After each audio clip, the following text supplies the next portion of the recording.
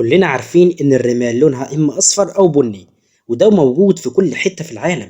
لكن في مصر كنز كبير اسمه الرمال السوداء، وده بيعتبر تقريبا زي البترول كده. والحمد لله قدرت الدولة في الفترة الأخيرة إنها تستغل الكنز ده وتستخرجه علشان تستفاد منه. الرمال السوداء هي واحدة من الكنوز اللي أعطاها الله لمصر، واللي لو تم استغلالها بصورة صحيحة إن شاء الله مصر هتتنقل نقلة تانية خالص، لأن عندنا احتياطي من هذه الرمال يكفينا ل 200 سنة قدام. وعلشان تعرف إيه هي الرمال السوداء وفايدتها إيه، تابع معايا الفيديو للنهاية.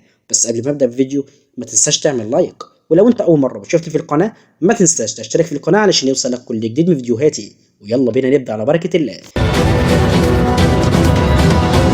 مبدئيا كده الرمال السوداء بتعتبر رواسب شاطئية تقيلة بتتراكم على الشواطئ بالقرب من مصبات الأنهار، وبتتركز بفعل تيارات الشاطئ على الحمولة اللي بتصبها الأنهار في البحر. يعني بالبلدي كده علشان اللي مفهمش الكلام اللي فات، الرمال السوداء تقدر تقول إنها زبالة البحر اللي بتترمي على الشاطئ. يعني تخيل عندنا زبالة على البحر اسمها الرمال السوداء، موجودة ومرمية على الشاطئ، وكانت بدون أدنى استغلال في الفترات السابقة. وسبب ان لونها اسود هي كمية المعادن اللي بتبقى موجودة في الرمال. وعايز اقول لك ان مصر تقريبا هي الدولة الثالثة على العالم اللي عندها النوع ده من الرمال، وده طبعا بعد دولة الهند والبرازيل. طيب هي ايه اصلا الرملة دي وبتستخدم في ايه وهتفيدنا بايه؟ بص يا صديقي، الرمال دي بتتكون من معادن تقيلة، خاصة معدن الماجنتيت والألمونتيت، وهقول لك بعد شوية ايه هي فايدة المعدنين دول وبيستخدموا في ايه بالظبط. بيقول لك بقى إن في أنواع من الرمال دي، نوع داكن اللون مليء بالمعادن التقيلة بنسبة بين 70 إلى 90%، ونوع تاني لونه رمادي بيحتوي على نسبة من المعادن التقيلة بتصل إلى 40%.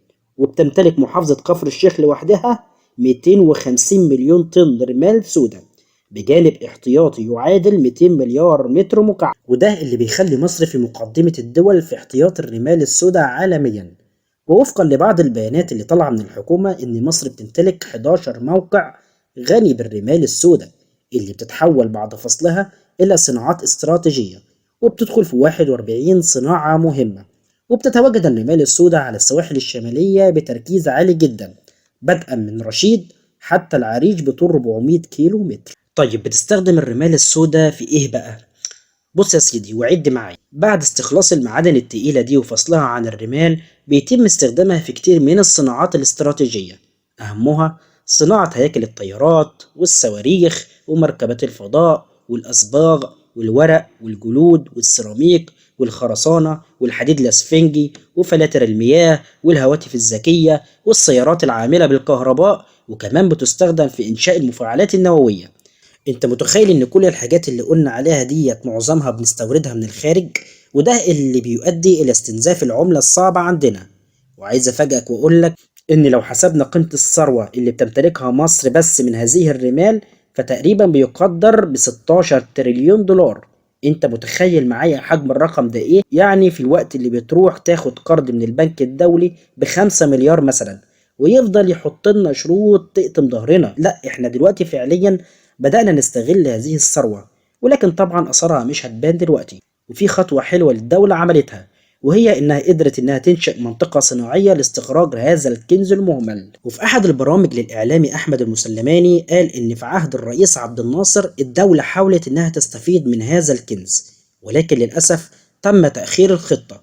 وفي عهد الرئيس مبارك الدولة حاولت مرة تانية علشان تفتح ملف استخراج الرملة السوداء، ولكن برضه تم إهمال الملف. ولكن في عهد الرئيس السيسي قامت مصر بتنفيذ المشروع اللي بتشارك فيه محافظة كفر الشيخ وجهاز مشروعات الخدمة الوطنية وهيئة الموارد النووية وبنك الاستثمار القومي باستثمارات ضخمة جدا. وعايز أقول لك إن الفوائد الاقتصادية للمشروع ده هتكون كبيرة جدا، وخصوصا الصناعات الاستراتيجية، وكمان هيساعد في دفع عجلة الاقتصاد ومعدلات النمو وتنمية المجتمع. وتم تنفيذ المشروع على مساحة 80 فدان تقريبا، بيضم مجمع الرمال السوداء الجديد في البرولوس وست مصانع لفصل المعادن من الرمال.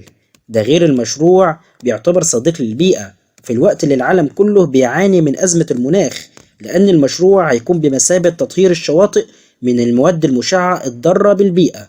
ونسأل الله أن يحفظ مصر، وإن يكون هذا المشروع بادرة أمل لأهلنا وللأجيال اللي جاية من بعدنا. وفي النهاية نسأل الله أن يوفقنا للخير دائما، وأن يحفظ بلادنا من كل سوء. وإلى هنا نكون قد وصلنا لنهاية حلقتنا، واللي بتمنى يا رب أنها تكون عجبتكم، وأشوفكم على خير في حلقات جديدة. السلام عليكم ورحمة الله وبركاته.